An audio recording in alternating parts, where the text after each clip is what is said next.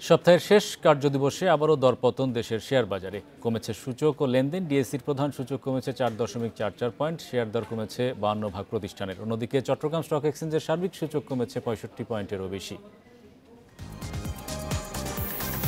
বৃহস্পতিবার দিনের শুরুতে ইতিবাচক ছিল ঢাকার শেয়ার বাজার। লেনদেন শুরুর প্রথম 5 মিনিটে প্রধান সূচক বাড়ে 8 পয়েন্ট। তবে বেলা বাড়ার সঙ্গে সঙ্গে শুরু হয় সূচকের উত্থান পতন। দিন শেষে ডিএসসি এক সূচক কমেছে 4.44 পয়েন্ট, অবস্থান করছে 5374 পয়েন্টে। সূচকের সঙ্গে ডিএসসিতে কমেছে লেনদেনের পরিমাণও। আগের দিনের চেয়ে 187 কোটি 1 লাখ টাকা কমে আজ লেনদেন হয়েছে 766 কোটি 78 লাখ টাকা।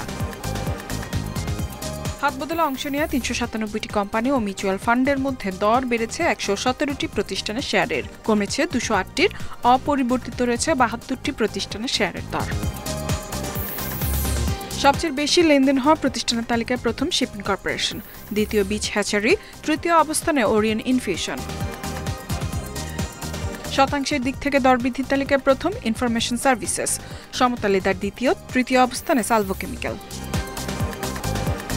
অন্যদিকে চট্টগ্রাম স্টক এক্সচেঞ্জের সার্বিক সূচক 65.37 পয়েন্ট কমে অবস্থান করছে 15,024 পয়েন্টে। লেনদেন 8 কোটি 18 লাখ টাকার শেয়ার। তারা ইন্ডিপেন্ডেন্ট নিউজ।